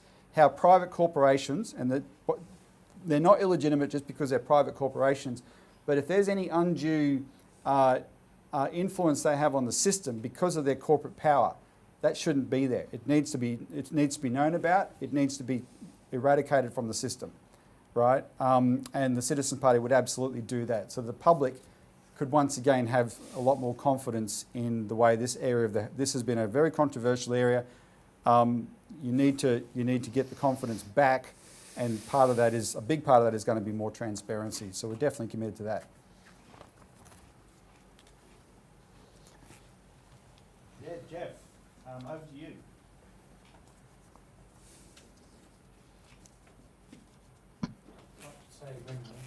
Can you hear me? Yes, go ahead.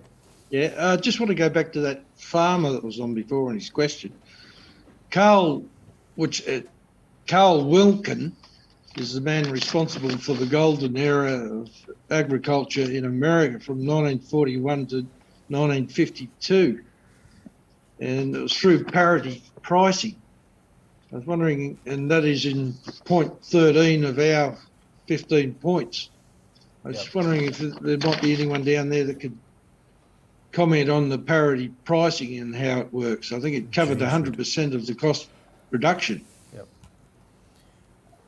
Yes, well, I know that Jean referenced the parity pricing there a moment ago, and it was a very big theme in the era of Henry Wallace. So maybe Jean or some of our others, Chris or I can answer it if Jean. Craig. You know a lot about parity pricing. I like Jean too. She's in the box seat. Oh, Jean. yeah, I was going to talk, but You are. Yep. yeah. Oh, sorry, I forgot to put the hand up. Yeah, well, yeah, parity pricing definitely, which is the USA model, and in actual fact, it is actually still the law today in America, but the government ignores that. So I think the Agriculture Department there still has to do the actual parity pricing of every product, but of course it's completely ignored under this neoliberal model.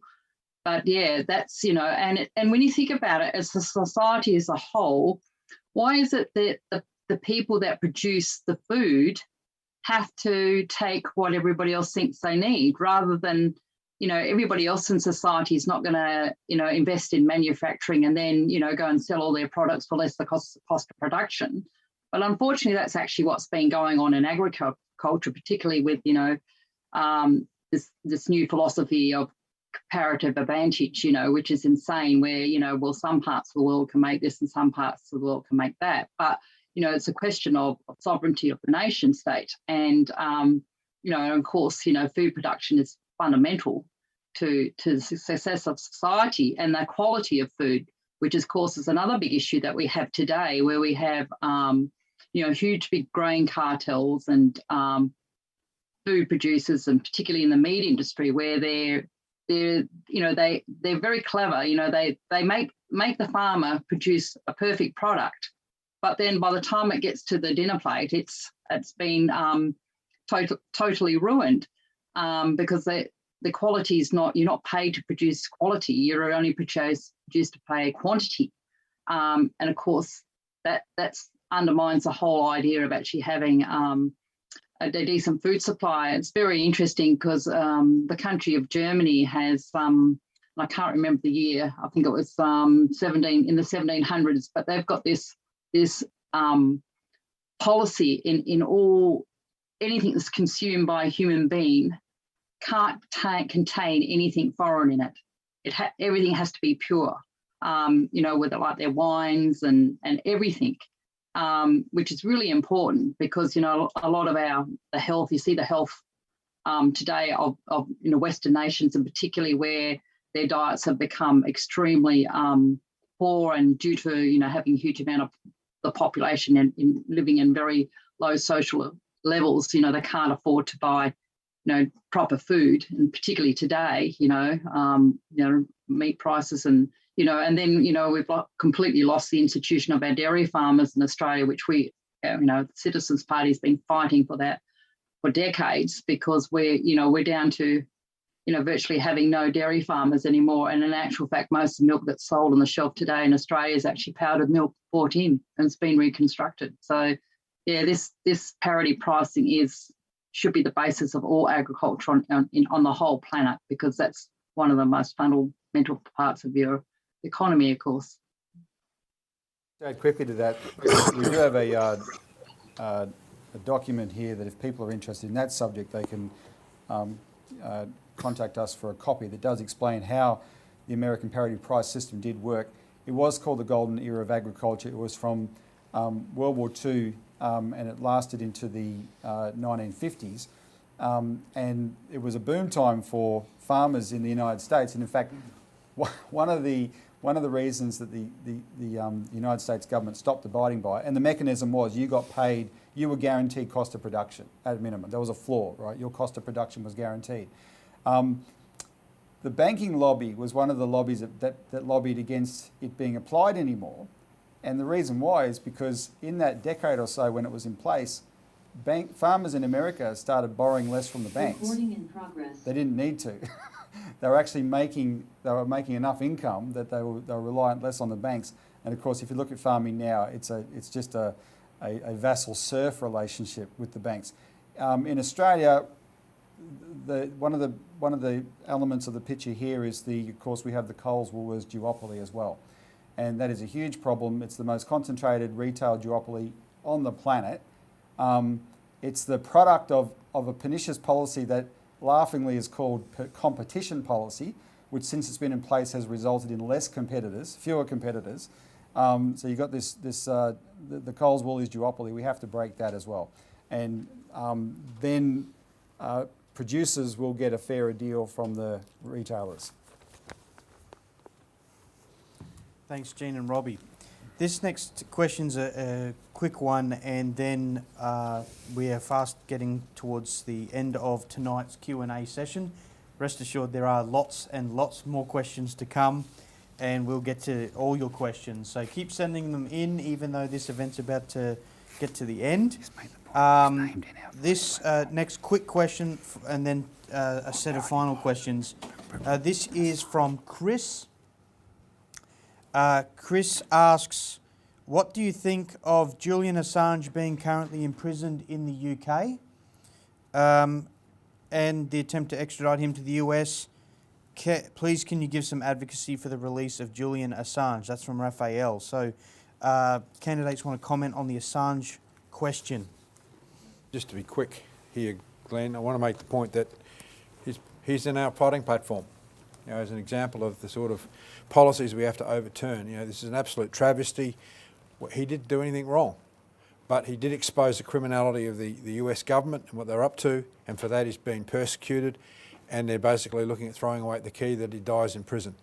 So we're advocating that there is a group of politicians inside the Australian Parliament. Andrew Wilkie down in Tasmania has been very vocal on this, as has others. We support their moves. They need to do more, whatever that is, but we've got to get this guy out of there and back home as quick as possible.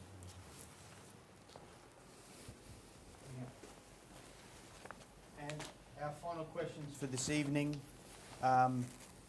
This is from Ron and Van in Western Australia. What is the best way for everyone to vote in the election in order to get rid of Liberal, Labor, Nationals and Greens?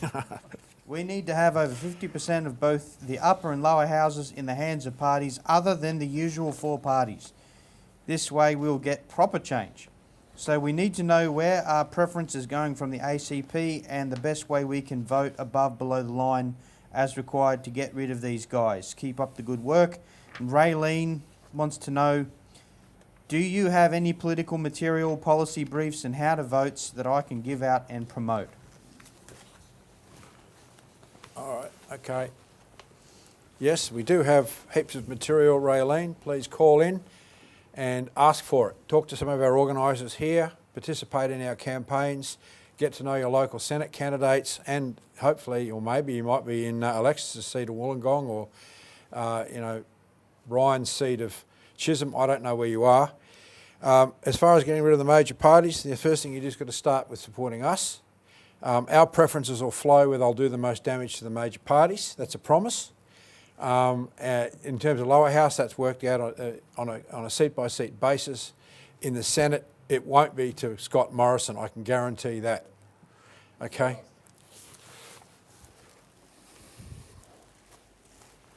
And would any of the candidates like to make any final comments or statements about policy tonight, or calls to action?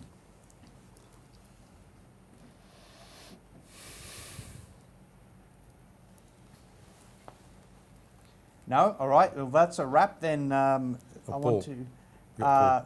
Paul. Paul, there you go. Over to you, Paul.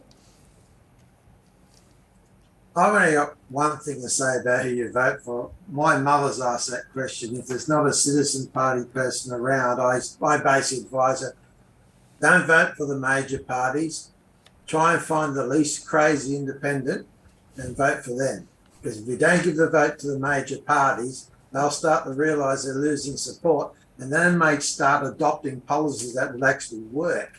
So that's my say to anyone. If there's no one from our party, they just find the least crazy independent that seems all right and give them a vote. Just don't vote for the major parties. Thanks, Paul. Alexis. Yeah, I think the greatest opportunity here is that people are finally participating in a much bigger way in politics. I don't necessarily like the word politics. They talk about parties. It's not a party. It's a lot of hard work. And that tagline of citizens taking responsibility has come to the fore now more than ever before. I've never seen, I've been involved in community work for a long, long time here and overseas, and I've never seen people so alive around wanting to understand who is representing them, what do they stand for. So take the opportunity to get out, meet as many of the independents as you can, reach out to them. I know that having got to know some of the other independents in my particular electorate, that they're very open to having conversations, because the independents are like the independent parties around the world, with the Citizens Party, are all striving to work together because we understand the sense of urgency for our country and the sense of urgency for our communities. So if people do not participate very fully in this moment in time, that we are destined for maybe stepping along a path that we don't want to be taking on behalf of our children and our grandchildren. So it's a very critical moment to encourage and inspire the people around you, be it your neighbour, your work colleagues, your family, who doesn't matter what state they're in, to just be curious about what their candidates are standing for, take your issues, your burning questions to them, and listen to how it is that they're going to be representing you, because that is the point. It's meant to be representative politics. So you need to go and get to know them so that they also have an opportunity to know you. Very much, Alexis. And I want to hear from Jeff Davey and then to Senate candidate Anne Lawler. Go ahead, Jeff, and then Anne.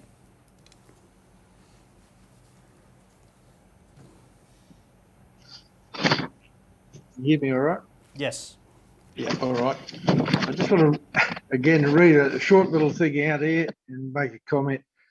This was 31 years ago, this was. Morris West, he was the author and journalist and a pretty great man in his own right. He gave a speech to the Western Hawkesbury University at Western Sydney on the 24th of the 11th, 91. And it goes like this. Why isn't anyone listening to the tragic Bush telegraph? The nation does not know, and the politicians are studiously not addressing themselves to the fact that we're in the midst of a real crisis of epic and tragic dimensions. There's a concentration of circumstances which are bringing rural industries of this country to the brink of ruin. There is a drought, a long drought, which may get longer. There is the collapse, a huge collapse of overseas markets, never-ending credit squeeze, a trade war unacknowledged but real nonetheless, a huge urban unemployment, so there's no place of retreat for the labour which is necessarily leaving our rural industries. From 1980 to 1991, the real debt of this country has increased from 3.7 billion to 11.7 billion. It is a debt which can never be repaid. It is a debt which can never truly be serviced, and to think that it can and think that it will be is to perpetuate an illusion. Now, this concerns all of you. It affects all rural communities, the butcher, the baker, the candlestick maker. It is responsible for the current breakup of families, for the large increase in violence and alcoholism in country areas, where community life has become a hopeless scramble for minimal existence, and where all members of the community, there are enormous psychological pressures. If the rural debt was unpayable in 1991 at 11.7 billion, 2006 it was 43 billion, and today it is a staggering $70 billion. And that is why I fight for a national bank. Thank you. Thanks, Jeff. Absolutely nightmarish numbers. Anne. Well, I think we need to, in terms of votes and the election, and I think we need to come back to what Robbie raised in the first place, or we opened with, which was the power of our policy for a postal bank, and what that postal bank will mean for the country to be able to address so many of the issues that have been raised tonight, or begin to be able to give us the power to be able to do that. And when it comes to, if people are looking for who they want to vote for, I would suggest contact all of your candidates, whether you're looking at your local candidate in your electorate or whether you're looking at the Senate candidate, and talk to them about the postal bank. Find out who, if they were elected, would they actually promote a postal bank in Parliament and get that passed, because that is absolutely crucial for the well-being of the country. And if they're not, in agreeable with that, well, then I'd give them the flick and move on to someone else, because that's the way to think about it. It's not, and the election will come and go, and we've still got to get that postal bank or a national bank to be able to give us the wherewithal, the means to be able to get the productive side of the economy going again. So I'll end with that. Well done. Yeah, well spoken, Anne. That's what I was going to say. Yes, thank you, Anne. And I want to thank all of our candidates tonight who have contributed to answering these questions. Rest assured there's a lot more and a lot of work to be done. And behind me, you can see everywhere we make this point, citizens taking responsibility. That's what we live by. That you could call it a creed.